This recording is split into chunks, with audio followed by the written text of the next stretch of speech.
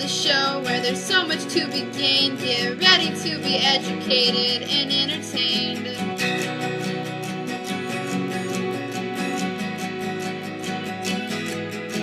When it comes to sports, there's no fooling around. Here's Ryan with his Real Sports Rundown. Alright guys, welcome to this special edition of the Real Sports Rundown. I have my good friend Mr. Joseph Skrew Palomares. Skrew, how you doing? Good, how are you? Alright, doing good. Alright, but that is not all, my friends. We have a little three-way action going on here, and no, not that three-way. This is a family-friendly show. Get your minds out of the gutter. On the phone also is it my also good friend, Mr. Michael Sitzman. Sitzman, how are you doing? Doing well, man. Yeah, I was hoping to correct you after that three-way comment. That's a little disturbing there, too. Hey, man, I got to keep it entertaining some way, shape, or form. All right, come on, guys. Let's get right into it, man. Colts, Patriots, 4th and 2. Pats go for it. Bill Belichick. I mean, what do you do, Sitzman? Do you go for it in that situation, or do you punt it to Manning and make him go 70, 80 yards to beat you? You got to punt that. There's no way you can go for that on your own 29. I was sitting there at a Hooters actually watching it with some buddies of mine, and our jaws dropped, and we couldn't really believe that he was going for it. I mean, they had the right play, they just didn't execute it, but there's no way in that situation you can go for it. Absolutely no way.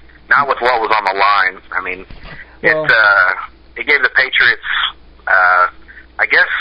still a 2-game lead in the East, but I mean, in Indy, you can't do that for sure. I'm not saying he shouldn't have done it, but I mean, everybody's saying they just lost the Super Bowl and all that stuff. I mean, it's what, week 11, week 10, and I think people are kind of stating exactly the significance of that play. Skrew, what do you think about that, man? Do you go for it in that situation? No, I'm with Sitzman. There's no possible way. I mean, I wouldn't even go for it playing Madden, that's just a ridiculous thing to do.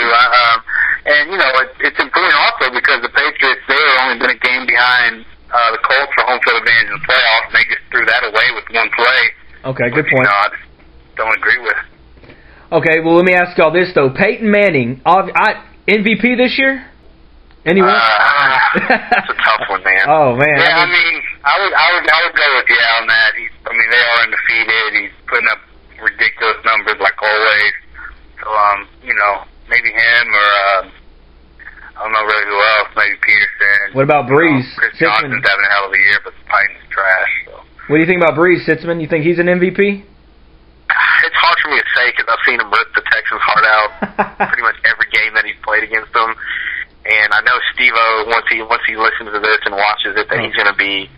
He's going to be all happy. I'm about to say it, but yeah, man, he's playing like MVP right now. I mean, they're undefeated, obviously. Yeah. And the dude just manages a game. You've never seen a quarterback that could manage a game like that. And it's kind of like having a coach out on the field when you're playing, man. The guy knows all the reads, knows who to find, and, I mean, you rarely see him throw and make mistakes. I mean, he keeps it rolling. I don't think the Colts will go undefeated, but if they go maybe 14-2, and I still think he'll be considered for the MVP. I don't see any other candidates really that strong right now. So I guess time will tell. Yeah, time will definitely tell. Now, as great as that game was, all right. Last week, man, I had the Colts number 1 in the AFC. I had a 2-way tie between your Steelers and the Bengals. And I really thought the Steelers were going to beat the Bengals, man. Don't get me wrong, I like them, but I didn't really believe or, buy what they're selling. Okay, apparently I'm wrong. They swept your Steelers. They swept the Ravens. Are the Bengals a threat in the AFC playoff picture, Skrew? No.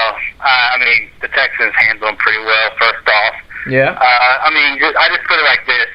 If you're the Texans, would you have more confidence going to New England to win a playoff game, or to Pittsburgh, to Cincinnati? You tell me which one you'd rather do. That's just kind of how I think about it. And, the Bengals are the Bengals, and they're just, I don't know, I just don't have no confidence that they'll be able to close out any type of playoff game. Yeah. What about you, Sitz? Let's just say this. If you had told me after watching Hard Knocks that the Cincinnati Bengals would have the record that they would, and they would have swept Baltimore and Pittsburgh this season, I would have said you're freaking crazy because they looked like one of the worst teams playing on that Hard Knock show on HBO. Yeah. And I thought they were just going to be cellar dwellers again, but I mean they've obviously found a running back that works well in their system. I don't think they're going to be a playoff contender. The AFC is absolutely stacked this year still, and the AFC I still think is a more dominant division than the NFC right now. And I mean, whoever ends up going to the playoffs from the AFC, it's going to be a tough wild card game. It's going to be a tough second round. It's going to be a tough championship. I mean, you're not going to have just a cakewalk to the Super Bowl. So yeah. Cincinnati, they're gonna fade over the last half, I believe, and they'll make the playoffs, I think, still, but I don't think they'll be much of a factor. Well, y'all mentioned the running back, Cedric Benson. Good God, he's resurrected his career coming out of Chicago. But they signed Larry Johnson. To me, I don't like the signing of Larry Johnson. I'm glad the Texans really didn't. I mean, I understand we don't really have a legitimate running back, I guess. I know we have a running back by committee in Houston, but man, Larry Johnson, I think he's past his prime. He's way too old. He's not the running back he used to be. Does he help the Bengals? I think he has depth. That's about it. I mean, Benson, I don't know. I haven't seen if he's rolled out this week or not yet, but I mean, if they want to be a contender, they need to have depth at some key positions. And I mean, they're rolling the dice. I mean, they sign him for the rest of the year. I didn't hear if it was a multi-year contract or anything, but I think it was a 1-year deal. I mean, what they're just rolling the dice. I mean, they're assuming and they're hoping that he doesn't come in and disrupt some good chemistry, and we'll see. That's another one that time will tell whether or not that was a good decision or not. I'm also glad the Texans didn't get him. I didn't think that was going to be a good pickup for him. But I mean, I could be wrong, so we'll see. What do you think, Skrew? Yeah. It's a risk worth taking. I'm in that boat. You know, if he ends up being a cancer in the locker room, whatever, they can always just release him. Mm-hmm. Like the NFL, nothing's guaranteed. So it's a risk worth taking. Why not? Roll dice. 6 games and left in the season. I think the Texans personally could have used them, booted him back in the goal line situation, if nothing else, given the problems that running backs have holding on to the ball. Yeah. So I don't know. I think it's good. I think it's a good move. Well, Tom. Dig there. Man. What's that?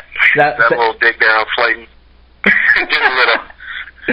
Oh God, time will tell with that.